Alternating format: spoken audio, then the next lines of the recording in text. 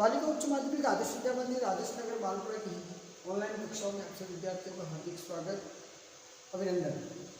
प्यारे विद्यार्थियों, हम आज कक्षा 12 की हिंदी अनिवार्य विषय का प्रथम पाठ जो है शब्दवाणी वो संतवाणी पढ़ने जा रहे हैं। उक्त उदाहरण में कवि कृपाराम खिड़िया हैं, जिन्होंने अपने शिष्य राजा को संबोधित करते हुए ये नीति संगत दोहे लिखे हैं कि संसार में कैसे लोग हैं और प्रत्येक व्यक्ति को उनके साथ कैसे संबंध करना चाहिए। देखिए, इस संसार में कृपाराम खिड़िया जो है संसार की स्वार्थ परायणता पर नीतिगत दोहा राज्य को संबोधित करते हुए लिखा कि हे राजा, ये जो लोग जो होते हैं ये बड़े स्वार्थ परायण लोग हैं, स्वार्थ के भावी लोग हैं। स्वार्थ भावी का मतलब इनके मन में स्वार्थ का भाव होता है। स्वार्थ का भाव होने के कारण क्या करते हैं, जब इनका काम होता है, जब इनका कोई काम निकालना हो तो ये मनवार करते हैं चूरमा की, अर्थात क्या कहा, स्वादिष्ट व्यंजन खिलाने की मनवार करते हैं और बिना मनवार के तो राबड़ी भी नहीं देते। तो कहीं ना कहीं कृपाराम खिड़िया ने जो है ये दोहा लिखा है और इसमें राज्य को संबोधित करते हुए लिखा कि राजिया, हे राजिया, मतलब रे मनवार, मतलब कहते स्वार्थ को, स्वार्थ की, मनवार मनोकामना, मनोहार का मतलब मनोकामना या मनोहार करना, मनाना, ये सब मतलब की मनवार है। चुपके लावे, चुपके का मतलब चुपचाप, चुपके का अभिप्राय क्या है, चुपचाप। लावे, लाना, चूरमा, चूरमा जो होता है वो आटे की सिकाई करके उसमें घी और मिष्टान यानी बूरा डाल करके बनाया हुआ एक स्वादिष्ट व्यंजन होता है, खाने में बड़ा स्वादिष्ट होता है। तो कवि कृपाराम खिड़िया कहते हैं कि हे राजिया, ये जो संसार है, ये संसार कैसा है, इस संसार में सभी अपनी स्वार्थ सिद्धि में लगे हुए, सबको अपनी स्वार्थ सिद्धि की भावनाओं में लोग जो है वो व्यवहार करते हैं। जब व्यक्ति से किसी को अपना काम हो या किसी व्यक्ति से अपनी कोई काम निकलवाना हो तो सब लोग क्या करते हैं, अपने मतलब को निकलवाने के लिए स्वादिष्ट चूरमा उसको खिलाते हैं। अर्थात किसी व्यक्ति से कोई काम होता है तो इस संसार के व्यक्ति जो हैं बड़े स्वार्थी हैं, स्वार्थ की भावना से परिपूर्ण है और वे स्वार्थपूर्ण ही व्यवहार करते हैं। जब बात मतलब की हो, अपने हित की हो, खुद के मतलब की बात हो तो वो चुपचाप चूरमा खिला करके मनवार करते हैं, खिला करके उन्हें मनाने का काम करते हैं। और बिना मतलब के, बिन मतलब के मनवार मनाना, और यदि कोई काम ना हो, उससे कोई काम नहीं सद रहा हो या कोई काम नहीं हो रहा हो, कोई मतलब पूरा नहीं हो रहा हो, तो बिना मतलब की वो राब न पावे राजिया, बिना मतलब के, बिना मनवार के, ना तो बिना मतलब के वो मनाते और ना उन्हें राब भी नहीं देते, अर्थात राबड़ी जो होती है वो भी नहीं देते। यदि मतलब हो तो वो उसे मतलब की मनवार है, मतलब जो है अपने स्वार्थ को पूरा करने के लिए लोग जो है चुपचाप चूरमा खिला करके अपनी स्वार्थ सिद्धि कर लेते और बिना मतलब के तो राब भी प्राप्त नहीं होती है। ये दोहा इस तरीके से कृपाराम खिड़िया ने वर्णन किया है। आगे के दोहे में क्या कहा कि इस संसार में जो लोग हैं ऐसे लोगों से बच करके रहना चाहिए। ऐसे लोगों से कि जो सामने तो बड़ी मीठी बातें करते हैं, मुख ऊपर मीठिया, कोई व्यक्ति सामने आता है मीठी मीठी बातें करते हैं, मीठी बातें कर करके मनवार करते, पुकारते, बुलाते हैं। तो हिंदी में एक लोकोक्ति मुहावरा है, मुंह में राम बगल में छुरी, मुंह पे तो राम और बगल में छुरी, अर्थात ऐसे अहितकारी लोगों से बच करके रहना चाहिए। दूसरा अंतर कहता है मुख ऊपर मिठियास, मुख के ऊपर तो मीठी मीठी वाणी बोले, मीठे वचन बोले, लेकिन घट कहते हृदय को, हृदय या मन, मन में क्या है, मन माही कोट, कोट का मतलब दोष, गढ़े, गढ़े का मतलब होता है बनाना या निर्माण करना। क्या कहा कि मुंह पर तो मीठे मीठे वचन बोले और मन ही मन जो है अहित करने की कामना करे। इसड़ाशु, ऐसे, इसड़े का मतलब ऐसे, से, इकलास, ऐसे जो लोग हैं जिनसे कभी भी प्रेम नहीं रखना चाहिए। मित्रता, क्लास का मतलब मित्रता, ऐसे लोगों से कभी भी मित्रता नहीं, राखीजे नहीं रखना चाहिए। तो क्या कहा कृपाराम ने? कृपाराम खेड़िया ने राजिया को संबोधित करते हुए कहा कि हे राजिया, इस संसार में जो लोग स्वार्थ परायण होते हैं, इस संसार के जो लोग मुंह में राम बगल में छुरी वाला दोहरा चरित्र लगाते हैं, ऐसे लोगों से सदैव बच करके रहना। जो लोग मुंह के सामने तो मीठी मीठी बातें करते हैं और मुंह के पीछे मन में, हृदय में अहित करने की कामना रखते हैं, ऐसे लोगों से मित्रता करना श्रेष्ठ नहीं है। भाषा मिश्रित शब्दावली युक्त है और कहीं न कहीं शैली, उपदेशात्मक शैली का प्रयोग इन्होंने किया है। क्या कहा? दोबारा देखिए कि संसार में जो लोग हृदय में छल कपट रखते हैं, इस संसार के जो लोग हृदय में छल कपट रखते हैं, जिनके मन में पाप होता है, जो दोहरे चरित्र के लोग होते हैं, जो दोहरा चरित्र दिखाते हैं, ऐसे लोगों से सदैव बच करके रहना चाहिए। क्योंकि जो लोग, ऐसे लोग जो होते हैं, वो मुंह के सामने तो, अपने मुंह के सामने तो मीठा बोलते हैं, लेकिन मन ही मन हृदय में जो है, हृदय में अहित करने की कामना रखते हैं।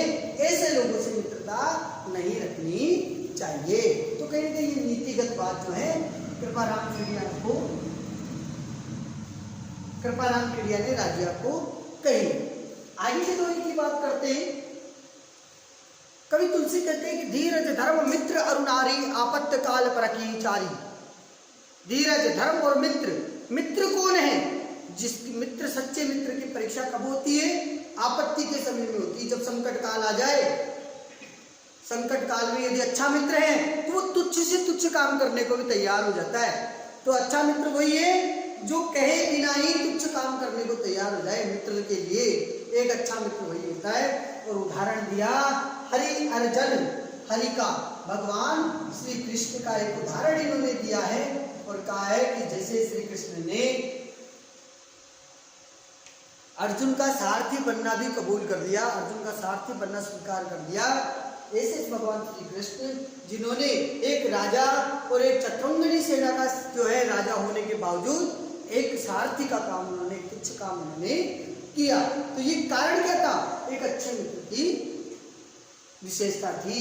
तो क्या कहा? अच्छा मित्र कैसा होता है? अच्छे मित्र के क्या गुण होते हैं? कृपाराम खेड़िया कहते हैं राजिया को समझाते हुए कि हे राजिया, जो सच्चा मित्र होता है वह सच्चा मित्र सदा हित करने को तैयार रहता है। साचो मित्र सचेत कयो,